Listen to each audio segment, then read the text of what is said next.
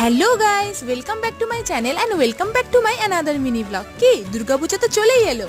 পুজোর আগে তোমাদের বাড়িতেও কি এরকম ঘর ঝাড়াঝাড়ি হয়? আমাদের কিন্তু প্রত্যেক বাড়ি হয়। তাই আজকে আমি লেগে গেছি ঘর পরিষ্কার করতে। আজখানে কিছুদিন বিজি থাকার কারণে আমি কিন্তু ঘর আগেই অর্ধেকের বেশি পরিষ্কার করে রেখেছিলাম, তাই আজকে কিন্তু বেশি কাজ ছিল না। কাল থেকে মুষলধারে বৃষ্টি হয়েই যাচ্ছে, এই ওয়েদার কাজ তো করতে ইচ্ছা করে না, কিন্তু কি আর করবো, আর বেশি দিন দেরি নেই পুজোর, তাই আমাকে এগুলো তো ঝাড়তেই হতো।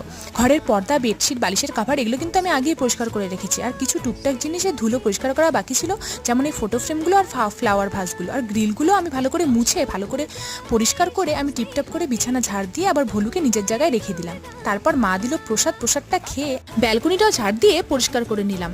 আর এই স্পাইডার প্ল্যান্টের গাছটা না আমি কালকে এনেছিলাম, এটা কিন্তু অন্য জাতের স্পাইডার প্ল্যান্ট, আমার কাছে নর্মালটাও আছে। আজকে যখন সময় আছে তাই গাছটি বসিয়ে ফেললাম, না হলে অন্যদিন আর সময় পাওয়া যায় না। তারপর স্নান করে আমি খেতে বসে পড়লাম। আজকের ভিডিওটা এই পর্যন্তই, দেখা হচ্ছে নেক্সট ভিডিওতে।